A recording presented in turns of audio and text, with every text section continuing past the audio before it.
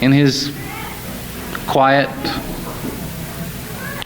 voice, it seemed like the universe was playing, because Baba was sitting there at his chair going, he was listening to or creating music that wasn't otherwise being produced, and he was tapping his hand and turning it over, and every time Francis would come to a line that would reach its point and make its point, he would look at me and go, "Is that not incredible?" and smile. And at the end, I used the one of perhaps two Hindi words I had learned, which was shabash. I'd learned it up in Kashmir when a traveling circus of gypsies had performed, and to get them to perform again, you'd say bravo, which in Hindi is shabash. And I said shabash, and Baba goes, and he, after that double take, looked at the Mandali and said, "You know, what a character. Very good Hindi, very good." Smiled, just humoring, buttering up for the fatal blows that he knew were later to come. The next thing he did in this jovial mood, Francis actually added one more thing. He read a little poem that he'd written in response to the drug movement that had been increasing in the States, and that they had begun to hear about and be informed about through correspondence and articles in Meherazad. And one line I remember only from this short poem, and it was, "Don't try to offer me a trip on LSD. I travel unencumbered, guided alone by love, see?" And it was beautiful. It was just a very simple sing-song statement about how if you are on solid ground, you don't need to try to shake things up with any kinds of chemicals. It was a very fresh perspective from the Avatar's camp. And Baba looked at me and said, "God proposes, but man disposes." I think I'd heard this adage or proverb once before in my life, and it didn't sound right. A quick review in my mind made me think that he was saying it backwards. You know, the old saying, man proposes, but God disposes. You know, man makes his plans, but fate, destiny, will have out. And whatever you plan, that's your plan. It's insignificant according to God's plan. Baba was saying, God proposes, but man disposes. And he said it again with a very straight face, and I was not at all sure what he was getting at. And then he broke into a great smile and said, I had proposed to bring you here for just a few minutes and then send you away, but you have disposed of my proposal. I was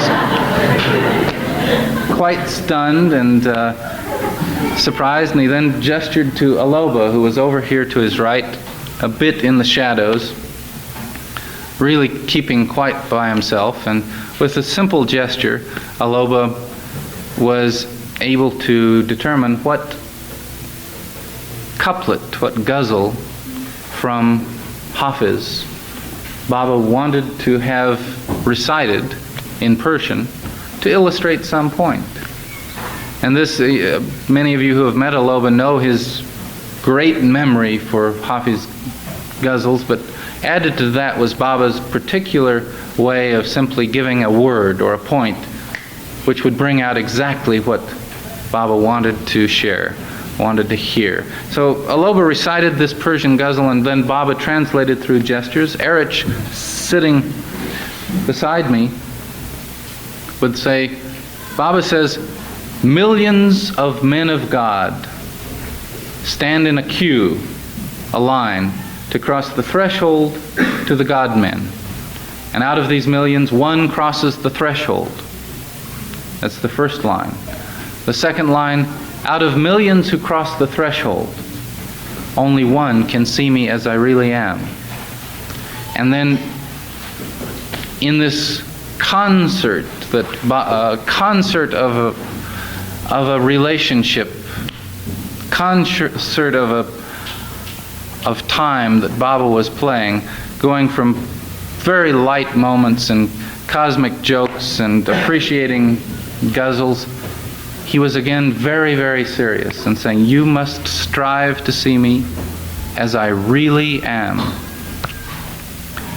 And when he would say that, and this happened to be the third time that he said it, it not only became immediately clear to me, stamped indelibly, that that was the theme of that meeting, the theme of my relationship with Baba, the only thing that was important.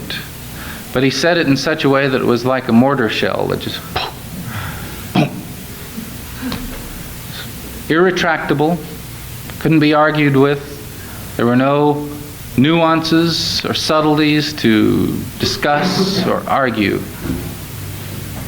That was the way it was, and that was his heart's wish for him in me. A few more things were said.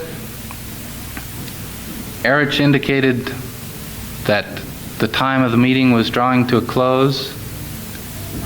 And oddly enough, in my experience, which at that time I was experiencing something a little bit unusual, probably the most unusual thing of the meeting, which was not characterized by anything out of the ordinary. Nothing different from your sitting down and sharing a cup of coffee with a friend. There were no tinglings, there were no lights flashing, there was nothing extraordinary. It was all perfectly human. I omitted one thing that was just slightly extra human at the beginning, and that was when I embraced Baba. I got very close to going over his shoulder, and then in my mind heard a voice that said, "Stop, you fool. Don't waste this time. Look at him." So I glanced to the left, and his eyes were looking directly into mine, and light was flowing from his eyes with a mischievous twinkle. Just it was a moment. That quick. But then, as I was sitting there toward the very end of this meeting, I felt a little space heater of love, just a wave of love coming across. I say space heater to try to give a sense of what it felt like. There seemed to be just a very gentle, slightly, very mildly tangible sense of a wave of love. At the same time, paradoxically, it seemed to be fountaining from within. A little bubble. I wouldn't exactly say a torrent. Just a very soft gurgle. And it was just flipping back and forth in my perception. That's coming from... No, it's... Wait a minute. It was difficult to perceive where it was coming from, but there was one thing that wasn't difficult to perceive, and that was that it was love, and a feeling of love coming from him. And as the ending of this meeting approached,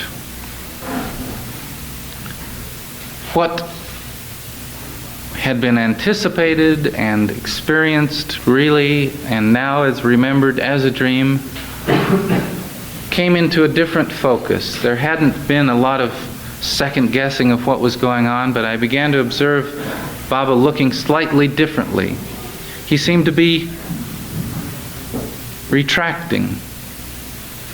He seemed to be coming back down to a frail, small body sitting in this large, overstuffed chair, whereas he had filled the room for the entirety of this meeting.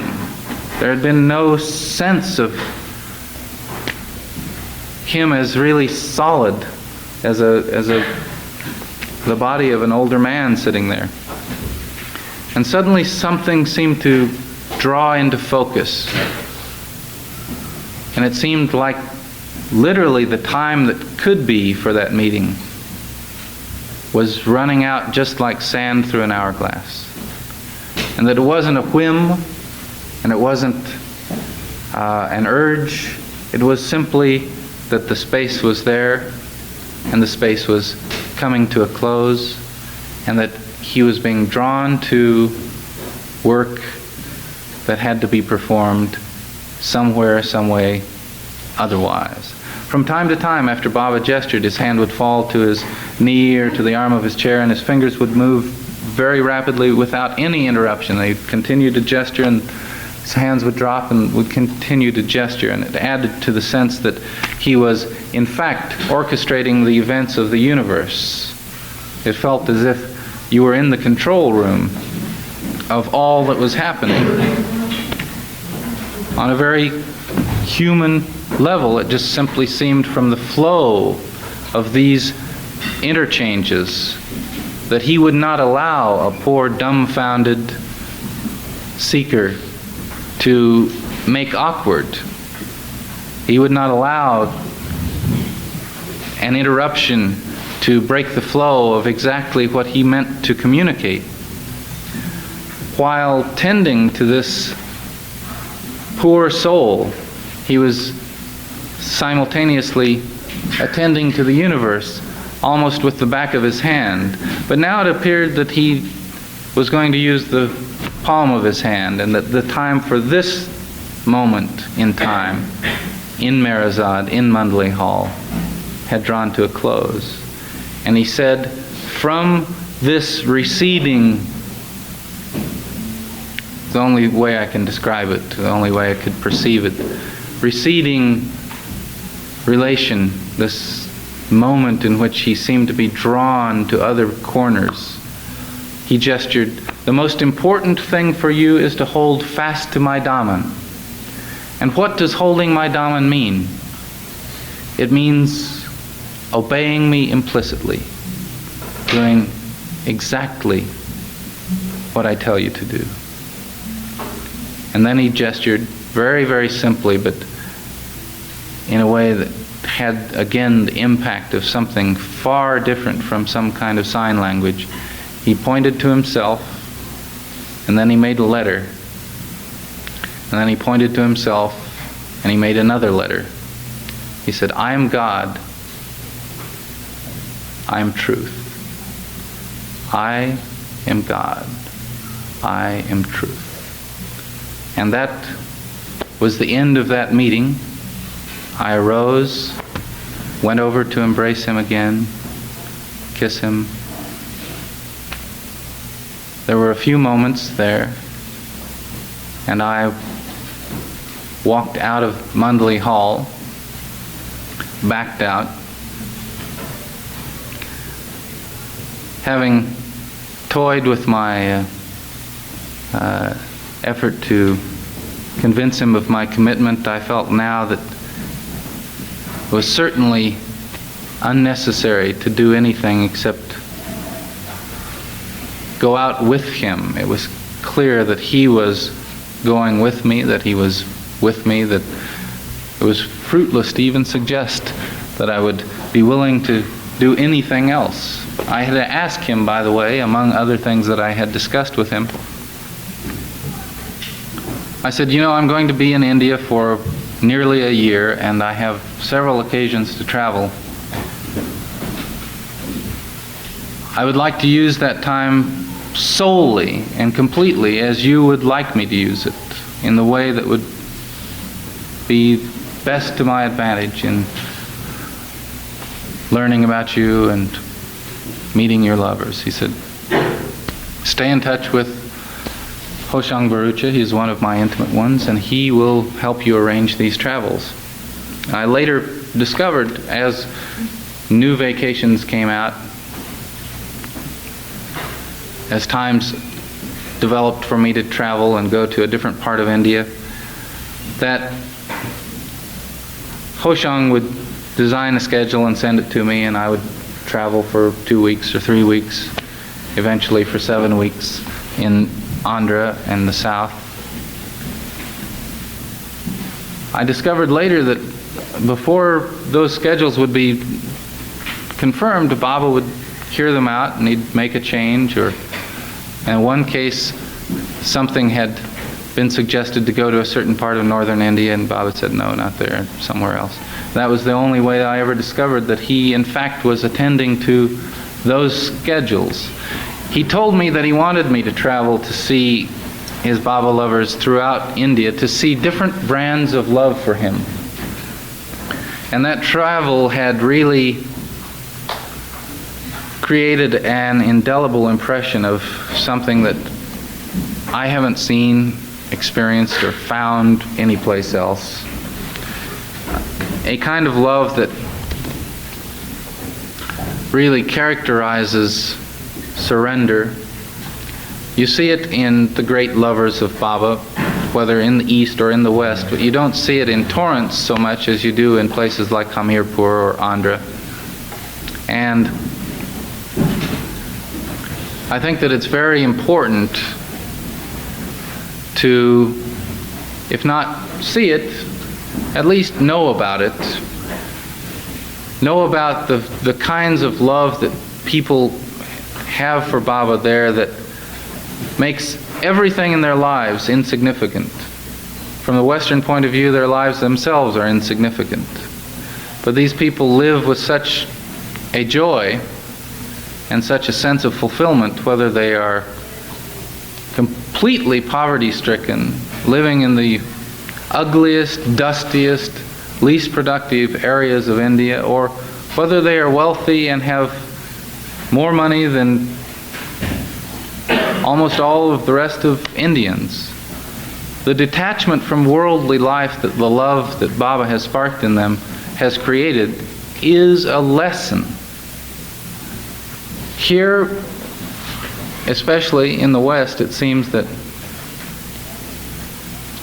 there's a strong sense about responsibility in life, and Baba certainly has encouraged taking the responsibilities of mundane life very seriously, not shirking them, not getting carried away with the examples of musts or saints or yogis or hermits, ascetics, who leave the path and pattern of living in the world in order to pursue their inner spiritual odyssey.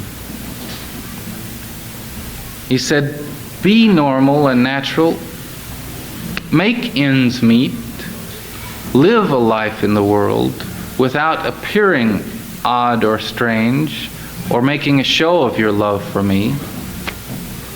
And that's the paradox that he's created for us, to be on fire with love and yet have our desk covered with papers from the IRS.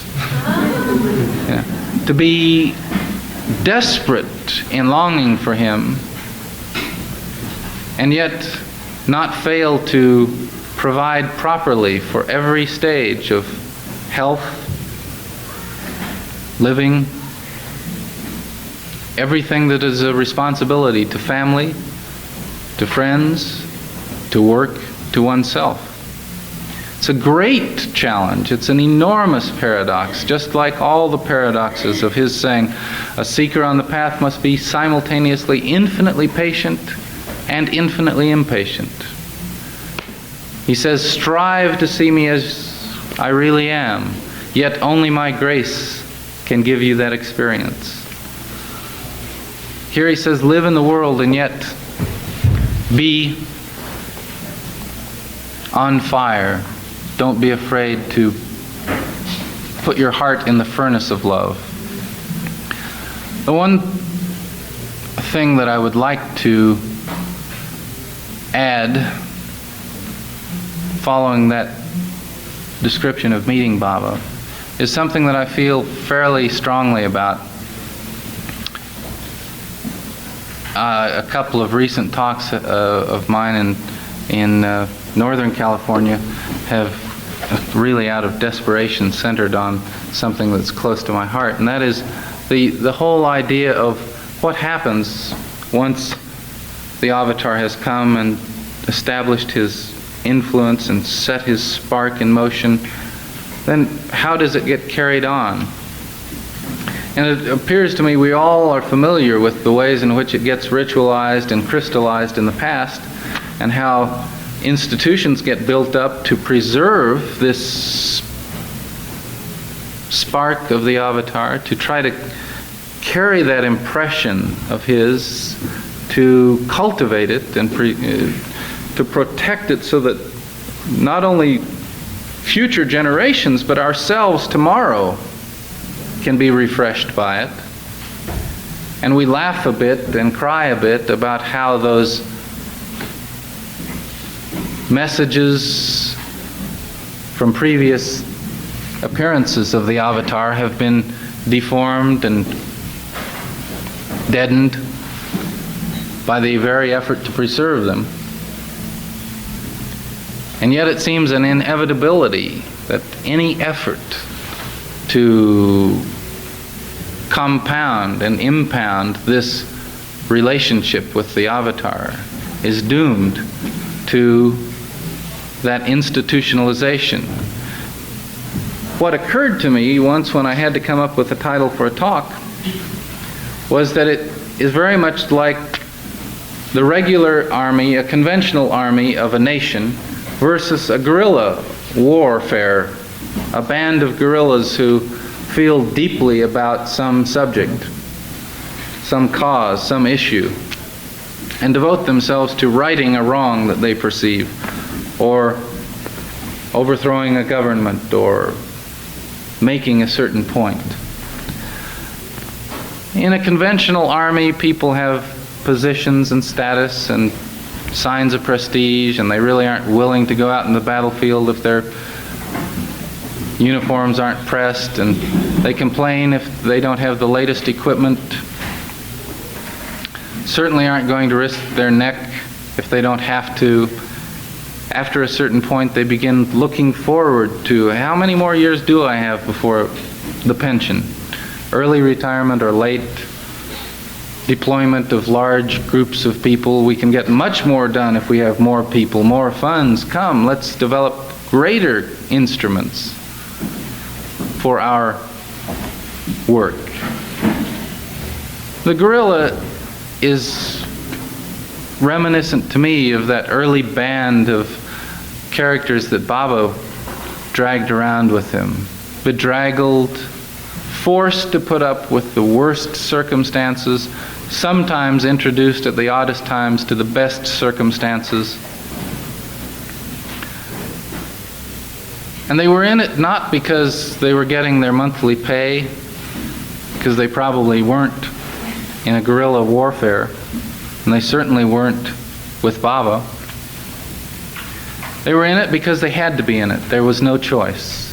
There was nothing in the world that they would rather or could face themselves do other than what they were doing. There was no other way that they could spend their lives at that time in history. A guerrilla is desperate. He doesn't make excuses that he can't attain a certain objective, can't go out on a mission because he doesn't have this equipment, or because he's sick, or because he doesn't feel well, or because someone else should do it. He does it because he feels it, he believes it, he must do it. Because he has gotten to the stage of taking his cause seriously and everything else lightly. And Baba once said, you must take God seriously and take life lightly. And I think that if we make any error in trying to maintain a balance between mundane life and our responsibility and desperation within, I think the error should be made in terms of desperation. I would never suggest shirking responsibilities. I think it's the exact most important thing in the West for us to cover. In the Sufi world, the ideal is to become the hidden, the unknown mystic, so that one plies one's trade completely unknown to the rest of the world as a dervish, as a seeker, as a man who, if one forgot for an instant and let one's lips part, the smoke of the burning heart would come out and give away the secret. But at the same time, who is going to be desperate if it isn't you, if it isn't me? Who is going to preserve that one rare link with Baba of the heart, if it isn't each one of us, if we leave it to an institution or a center or a group to accomplish? It occurs to me that that business of taking God seriously and taking life lightly has to preoccupy us in such a way that instead of simply becoming a good story about a nice dream, that message, "You should strive to see me as I really am," becomes the axis of the lover's life. I was so taken last night when Adi was describing how important the time of the avatar is. Really, the avatar makes things so much simpler, so much more available, and the chance so much more obvious. And I think that Adi's visit simply makes it all the clearer that money can be lost and gained. The sun can be replaced. One's family, one's job, one's health. But time and the investment in that inner darshan can never be recaptured. And this time will not come round again for a while. And when it does, we'll be in a different place. So that's some of what that theme of the meeting has come to mean to me. And while it's an entirely personal quest for everyone, I simply wanted to share some feeling about longing. You see, after saying you should ignore everything, the path, the planes, and all spiritual experiences, Baba said, "You must long for me with your heart." And it's occurred to me that all the books in the world, all the photographs, the perfect attendance record at whatever meetings and groups, nothing adds up to or equates to longing.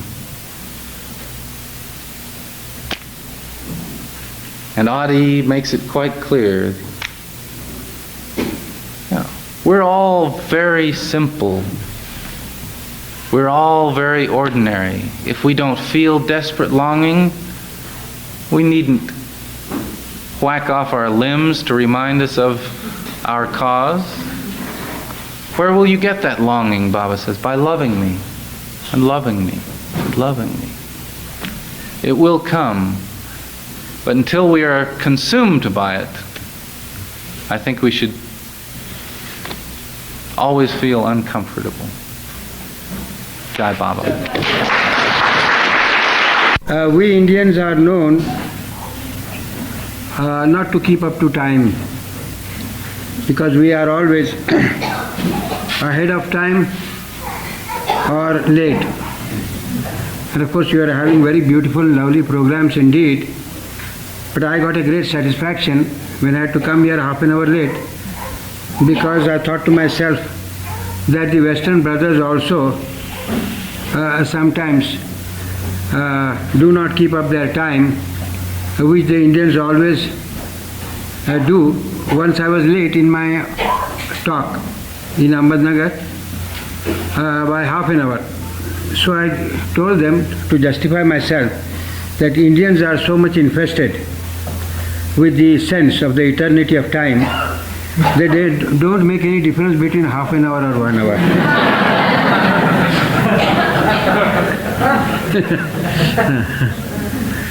Now, today's talk is going to be a sort of a cocktail of things, because I would say something. There are questions still pending. They are asked, and I like the questions because we can cover so many subjects. And if I were to talk, perhaps 1 or 2 or 3 subjects would be covered. But if the questions are answered, they would really cover the variety of subjects. Now I shall just start with a little preamble. Ishrat कतरा है दरिया में फना हो जाना, दर्द का हद से गुजरना है दवा हो जाना. इशरत कतरा है दरिया में फना हो जाना means it is the delight of the drop to go and merge itself into the ocean. That's the ocean of love, Meher Baba. I am a drop, he is the ocean. Suffering at its height becomes the remedy of the sufferer's plight. All of us are so conscious of suffering. All of us want to avoid suffering. And unfortunately, the path which leads to a happiness, unending happiness, is covered over with thorns and a great suffering. That's why the need of the Master is there. We have to pass through the suffering. The world has to pass through a certain suffering. And Baba does not create a miracle. He does not change our destiny at all. But all he does is to take our suffering upon himself, to lighten our suffering for individual and for the whole world, so that our path may become easier.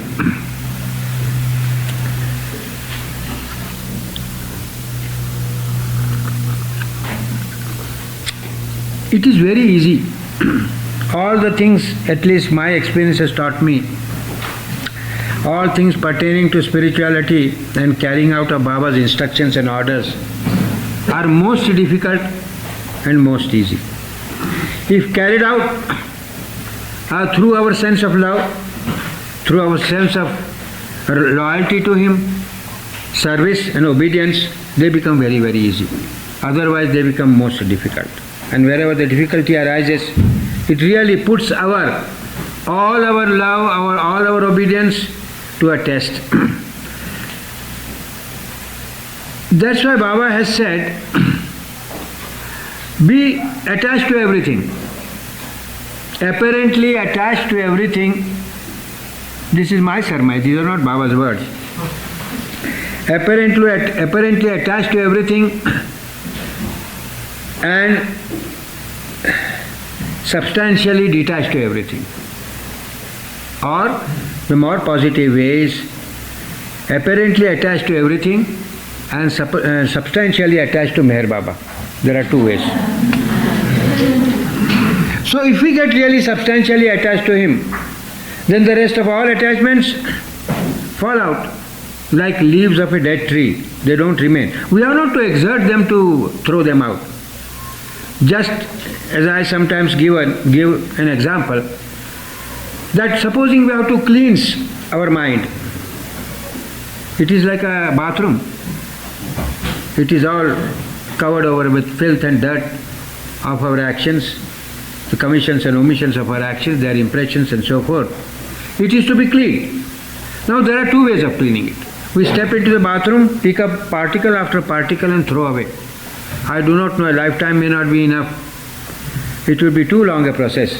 And that is the process I call a negative process. It is not really practical at all. Instead of that, the most positive for a Baba lover, most positive way is to just lift up a bucket of Meher Baba's love and splash it in the bathroom and everything gets washed up. If it comes back again, take another bucket and splash it. If it comes back again, take another bucket and splash it. You go on doing like this. Maybe in doing once, you may be able to cleanse everything. If you do not cleanse once, you will cleanse the second time, third time, or a more number of times. So this is very positive way of doing it. And that is why our attachment, substantial attachment is to him is really needed. Now, I stop at that. This is a small preamble I wanted to present before you. And there is a question that has come up, the question of rituals. What is the difference between a ritual and a non-ritual?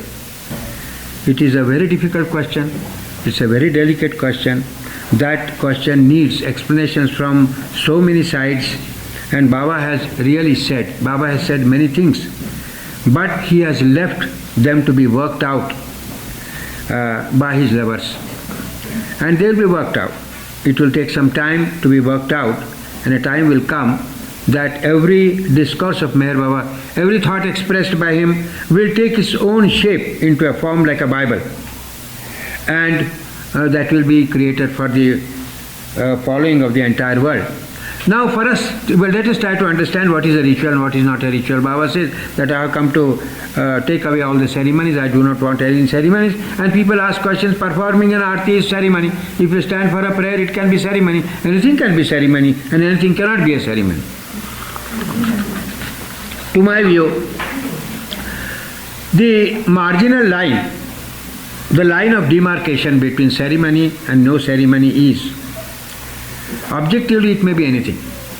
It may be arti, it may be the waving of lamp, it may be any prayer, recitation of any name of God or Baba. So long we do it with love, pouring our heart into it, it doesn't become a ceremony at all. It only becomes a ceremony.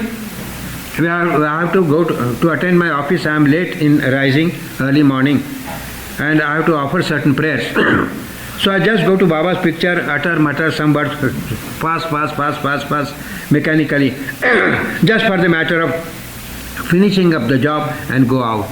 That becomes a ceremony. It should not be so. So the dividing line between ceremony and no ceremony is really difficult to understand and not difficult to understand both. So anything that you recite or perform or act upon or do which your love in it is not a ceremony. If it is mechanically done with no interest in it for the time being, it becomes a ceremony.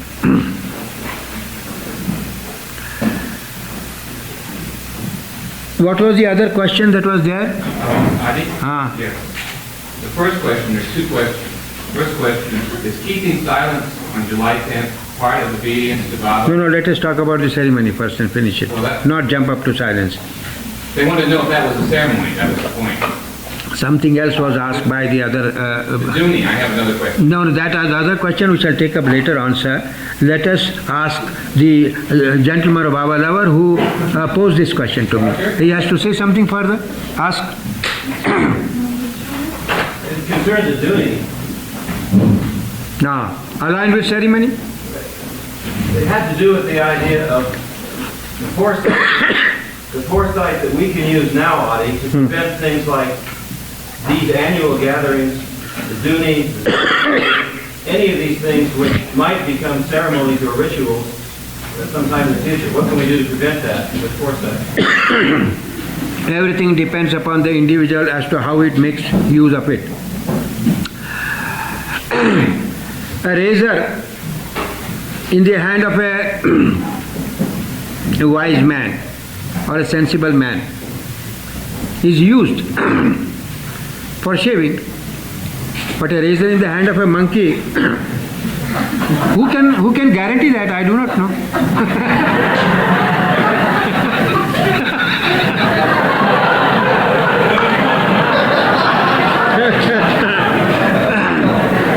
Who can, sir, vouch for it, and who can guarantee what future is going to bring? I would put it this way: if future is going to make all this turn into ceremonies, then it will be the concern of Baba himself. And if it goes on like this for a few hundred years, and if things go on solidifying themselves into ceremonies, Baba will come back again after 700 years.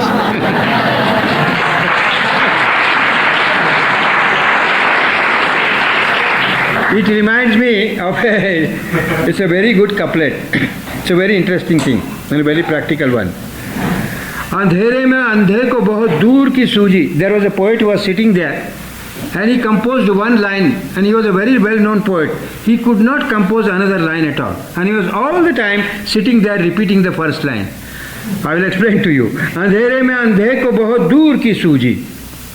A blind man in his blindness started thinking of very remote and distant things. He could not complete another line.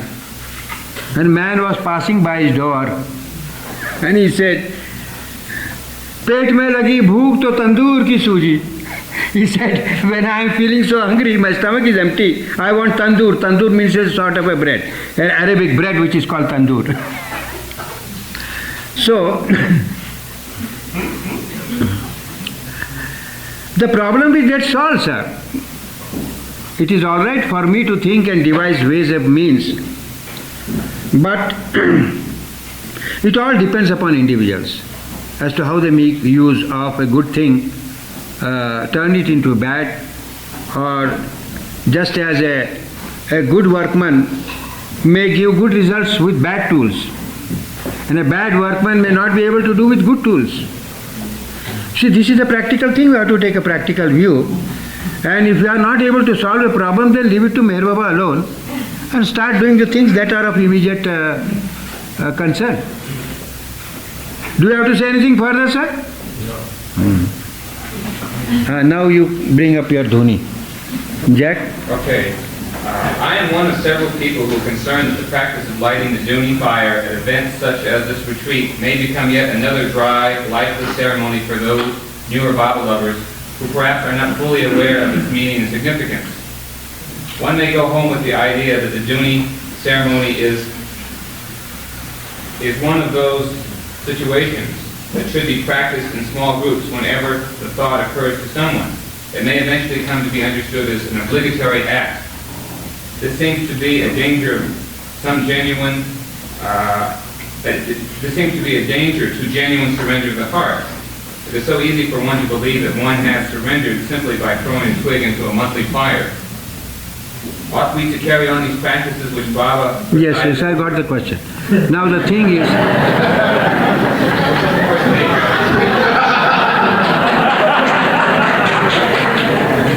throw the stick in the fire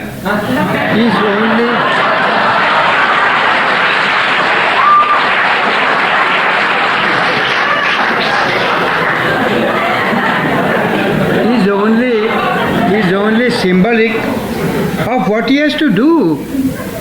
It doesn't end at throwing the stick into the fire at all.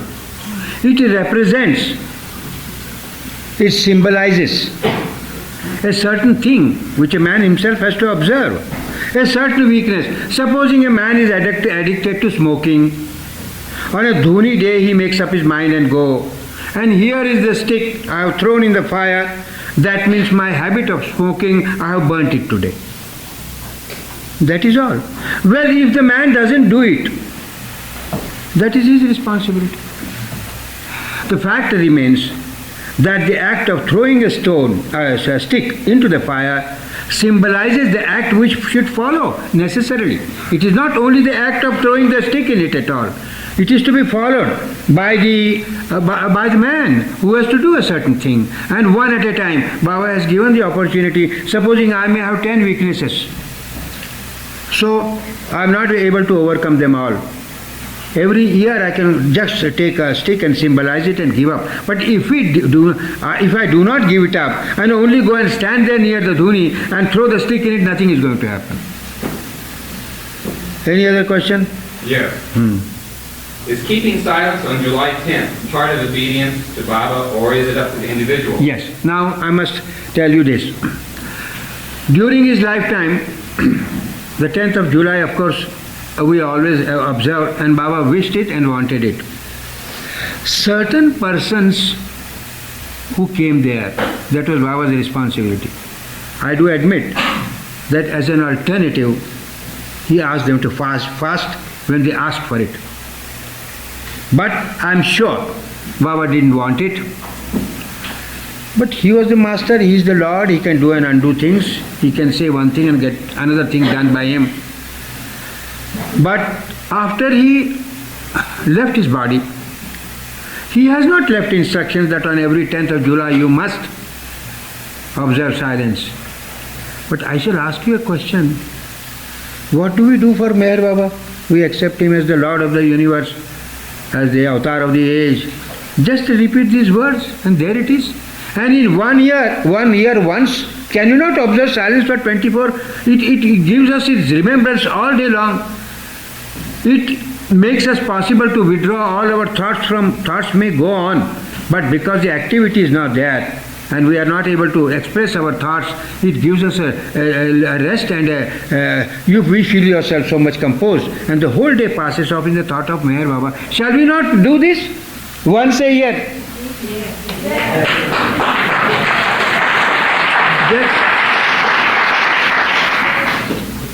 There may always be difficulties. Everybody has children, everybody has got house. But supposing an accident takes place and one has to go to the hospital giving up his house and children, what does he do? He has to do it because nature makes him do. Baba is so loving that he never compels you to do anything, so shall I take advantage and not do it? I should do something for him. And I think really that once in every year everyone must do it. And as an alternative, fast is not doesn't compensate the act of your silence at all. Further?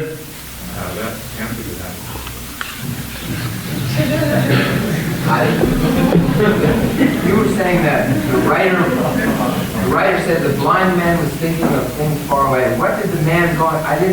Yes. What did the man going by the door say? The man who passed by the door said that he was very hungry, and he said that I want immediate food. You are thinking of some things of such a distance, you being blind, you being ignorant, you do not know, and you think of so remote things. When you do not pay attention to that, my stomach is empty, I am hungry and I want food. Can you give me food? That is it. Not that we should not think of distance. We should.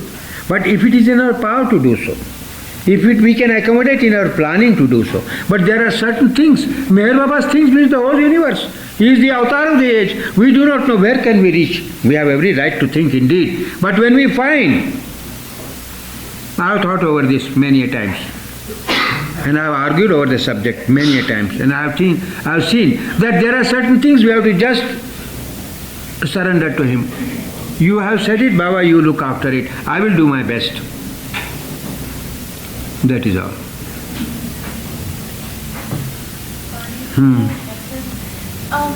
Did Bob consider alcohol to be a drug? And if he did, does it have a different effect on us, say, than psychedelic drugs? You are talking of alcohol or you are talking of psychedelic drugs? Alcohol and psychedelic drugs. There are two different things. Alcohol is different. Okay, I don't... Yes, all right. Let us talk about alcohol. Baba did not have any objection about alcohol because objectively alcohol is not bad. It is how we make use of alcohol that matters. Supposing there is a man, an ailing man, who needs 1 peg of Johnny Walker every day, the doctor advises him.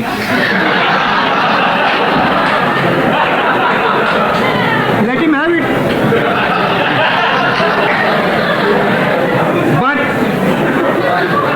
But because of that he goes on taking peg after peg. That is not allowed at all. Now, these psychedelic drugs are really harmful. Baba has said in that book, A God in a Pill, he said, these drugs are harmful physically, mentally and spiritually. So, under no circumstances they should be taken. At one place Baba has mentioned, if an expert doctor who is well versed in these drugs, for a certain element, advises a certain quantity to be taken as a medicine, it could be taken. But it should not be indulged in at all. And they are very harmful. I do not know the details of the psychedelic drugs at all, but this is exactly what Baba meant to say, that they should not be at all indulged in. because they are harmful physically, mentally and spiritually. Alcohol can become as harmful. Why alcohol? Overeating can become more harmful than a man who takes a peg every day and another man who doesn't touch alcohol. He's a teetotaler. But he go all the time overeats. He reaches harms to himself more than the man who takes one peg of this alcohol every day. So that is it. Alcohol is not bad. Food is not bad. But psychedelic is absolutely a different thing. It should not be indulged in. It is very, very harmful.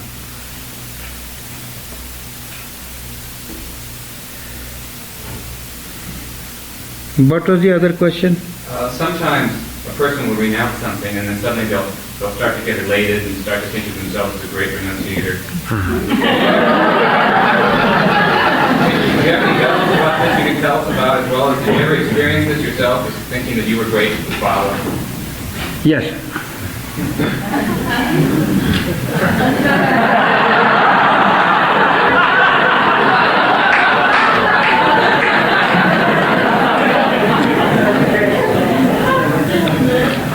In our very early years,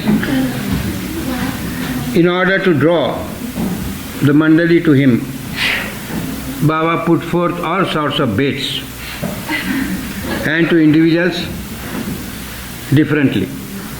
The bait that was utilized for me was not utilized for somebody else, or maybe it could have been. But according to the necessity, he did that. And he tickled the ego of the man, raised him sky high. I was one of them. When I thought I was the biggest man in the Mandali, and the rest of the all Mandali are below me, because Baba has loved me so much.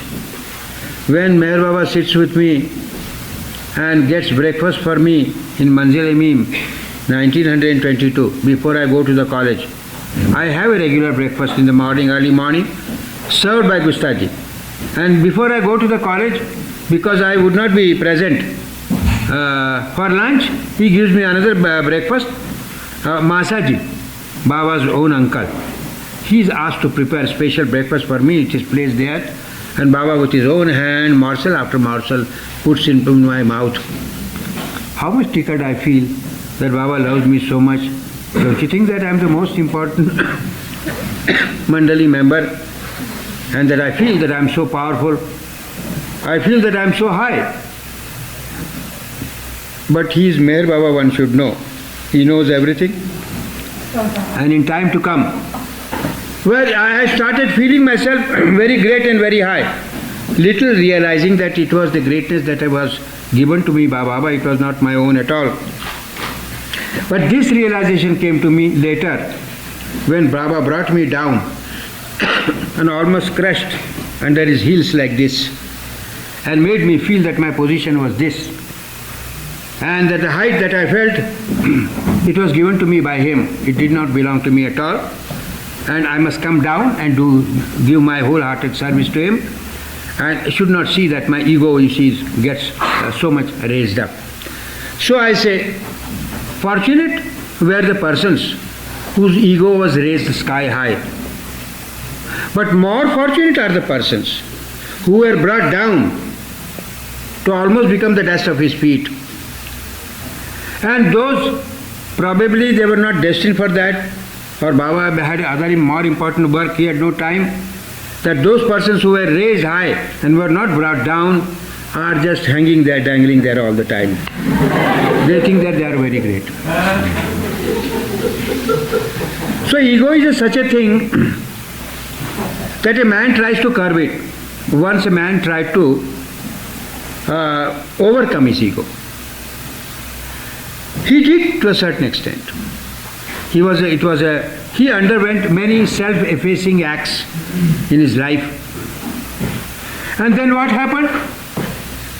तरके खुदी से मायले पिंदार हो गए, आज़ाद होते होते गिरफ्तार हो गए. He tried to go in for self-effacement. He succeeded. But then he had he got into another arrogance, another pride, that I am the man who have renounced my ego. So the very thing he wanted to do it, he did it to a certain extent, he succeeded. And on the other hand, he developed another ego, which was bigger than the first. So better he would have never tried it and had never gotten this a bigger ego for himself. So this ego business is at the bottom of everything. And the most mischievous thing, and the thing that really deceives us. And if you really ask me, it is not possible for any human attempt to get over it completely. It is only by the grace and the blessings of the Master that you can get over it, but you have to become deserving to receive that blessings. Now, one poet has so beautifully described as to what this ego is. The first line, as I said, the man tried to annihilate his ego, and he was confronted with arrogance, and he got that pride within him that I have controlled my ego. And instead of becoming free out of it, he got more and more captivated in it. Another way of explaining it is tarke dunya, tarke uqba, tarke maula, tarke tark. Tark means give up. Dunya means the world, physical world. Tarke dunya, tarke uqba. Uqba means all the inner worlds. From 1 to 6th world. That is called uqba, all put together.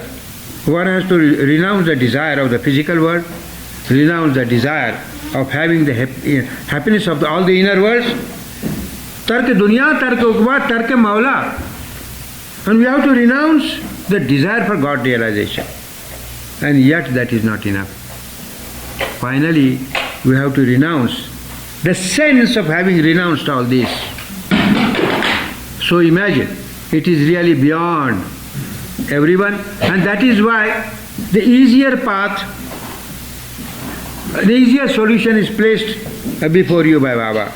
He says, you do not think about the ego or no ego at all, do not bother about it, just surrender to me, obey me, dedicate yourself to me, and I shall do everything for you.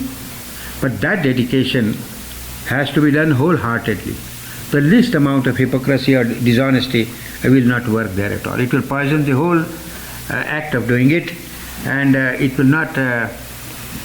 He will not be successful at all. So one has to just give himself up to him. Means what? Everything I get, everything I have, it is his. Everything he gives me, he gives me. Whatever I suffer, it is his. Whatever happiness I experience, it is his. If I have plenty of money, it is his. If tomorrow I lose everything, it is his. If I have a beautiful wife today, it is his. Tomorrow if she goes away, it is his work, it is his doing. If I got a beautiful son today, I am very happy, he gives me. He takes it away, it is his, that's all. This is the detachment here we should have. And this detachment can only be practiced by yourself, by substantially attaching yourself to him. So the rest of the attachments all fall through, and they do not have sway over you at all. Having read all the discourses, having read all the books of Meher Baba, we must come to a certain thing. How shall I be in my life? What shall I do? We should not get lost in that reading at all. First of all, we must try to find out where I am placed in the whole scheme of things. In the entire creation, where am I? And Baba has easily, he has given it in his God Speaks, where am I?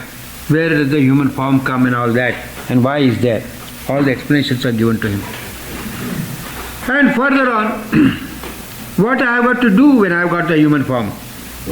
And as I said, it's a complete dedication to him.